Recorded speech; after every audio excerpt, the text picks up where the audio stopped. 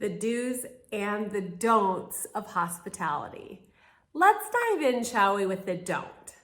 Happened to me just the other day. Walking into a local bakery / coffee shop at about 7:45 in the morning to grab my husband a treat that he likes that they bake on this certain day.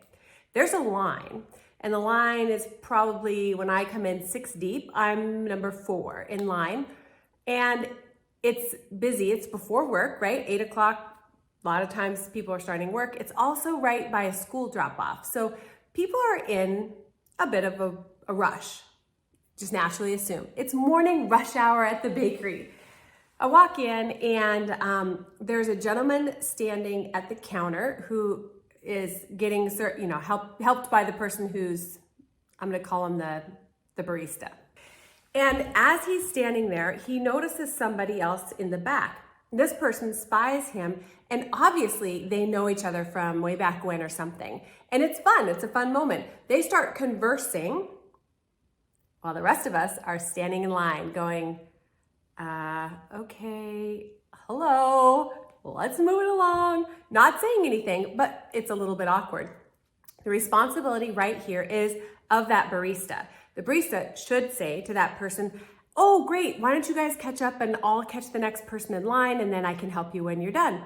That would have been a polite way to get this person to either realize, holy crap, there's a whole bunch of people behind me and I'll put my order in real quick and then we'll talk, or to start talking and then come back. But it didn't happen. Everybody stood there, just kind of waiting for them to finish their conversation, completely unaware of the stack of people who are coming in behind me.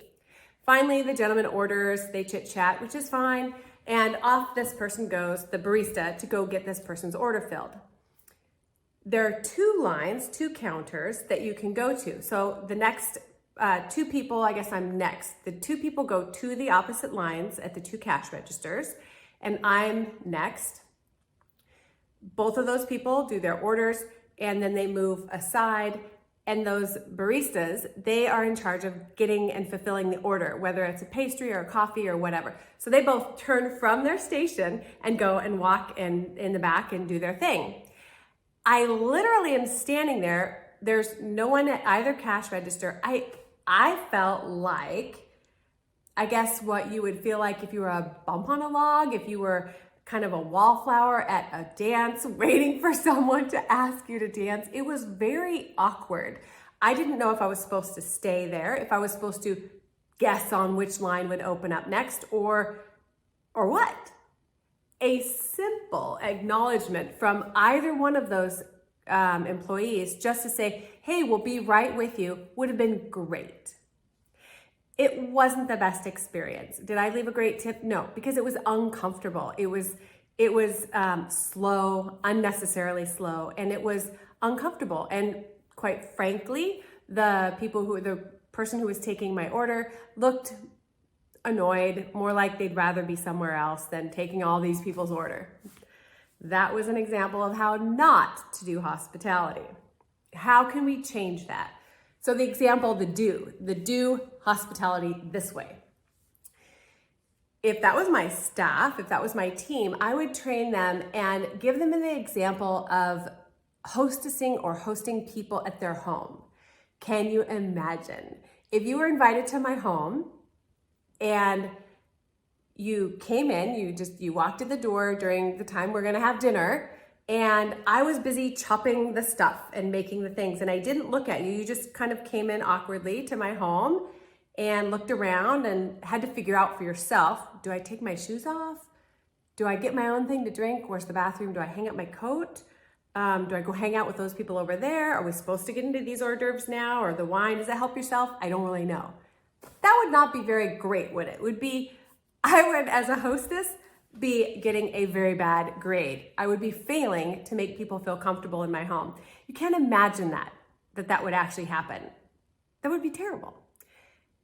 That's what happened in this coffee shop. The baristas, the people who are the customer service people, the people who are at the counter are like hosts and hostesses. It's their job to make people come in and feel comfortable and welcome, which happens with eye contact, smile, and a greeting. The people at that shop did not understand their value. They did not understand their impact. They did not understand their influence, because they could have increased the tips. They could have made the business more money. They could have garnered more return visits from people and really made their day improved. But that didn't happen. If you would like a little more assistance, I have a culture deck that is it's a one and done. Every single week, it gives you statistics or quotes that you just simply pull out and you talk to your staff about them. And it's a focus for the week. It helps them to understand how truly valuable that they are. So if you would like some help creating a culture deck, grab it. You can see the link below. And it's a tool for you to up-level your game. All right, have a great week. You remember, you make a difference.